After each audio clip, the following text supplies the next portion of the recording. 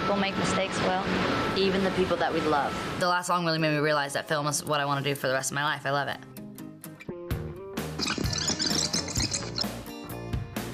It has a really cool message. It's all about love and second chances, and that's what this life is all about. You know, at the end of the day, you want to know that, you know, you have as many people surrounding you that, you know, you love, and there's no reason for grudges. It's, you know, not worth it. And I think that's something that I've learned in my life just from how many people I've met and how many times I've felt betrayed and so many times I wanted to be angry, but it's just all about letting it go, and that's what Ronnie learns in the film. Same for me, and the fact that Nicholas Sparks wrote it.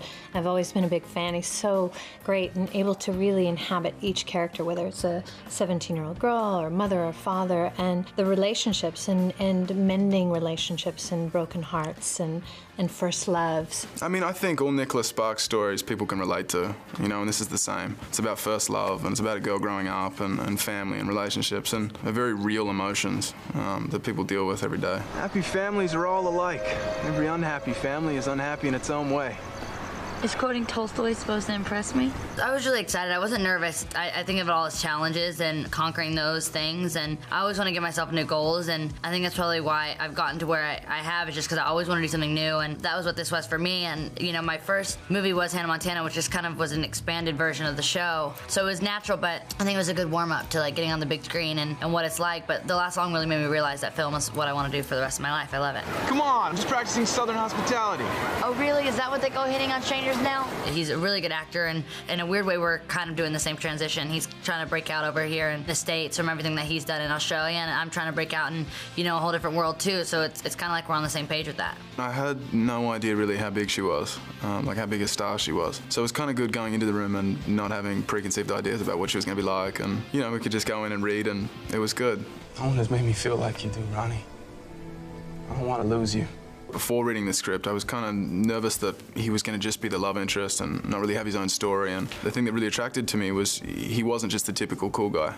You know, he really had his own story to tell, and he's kind of goofy and had his own ambitions of his own, and outside of what his very formal, rich family wanted him to do. We went through so many different people. My mom's the executive producer, so I said, you know, this is not going to be my call. I don't want to be the one to choose somebody and then, you know, not work out and it be all my fault and I run the whole thing, and that's the last thing that I need. I came in first time and I read with the director and the producers, and they really liked me, and then I came back a week later and read with Miley. So I met with them one day, and I was there for like an hour, and I met with like 4 different people, and then I had to go to work, and when I came back, they were like, yeah, we cast Liam, we think he's really great, and we watched some of his work, and I looked him up on like YouTube and watched some of his stuff, and he's a really good actor. The director that we worked with, Julianne, she was so great because she would really ask us what we wanted out of the scene, you know, and it would be a team effort. It was never do it this way, do it that way. We'd just explore a bunch of different ways, and if it didn't work, then we try a different way, and that was what worked the best. Just being able to be so free and explore different ideas. You and I both know this is not my fault.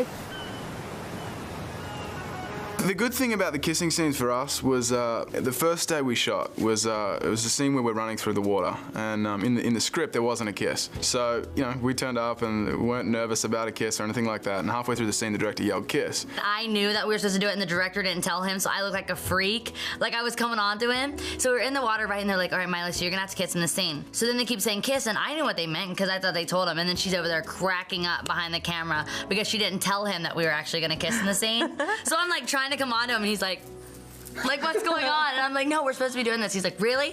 Are we? And I'm like, yes, I'm not just like trying to hit on you. I'm not crazy. But that was the very first day. So that's how we got to warm up to know each other. It's like, hey, I'm Miley, nice to meet you. And it was a good way to do it because neither of us had any time to get nervous about it. We just, you know, got thrown into it, and once you get the first kiss out of the way, then it's fine. I hope it does really well. I'm very proud of it all, and I know Miley is, and looking forward to it.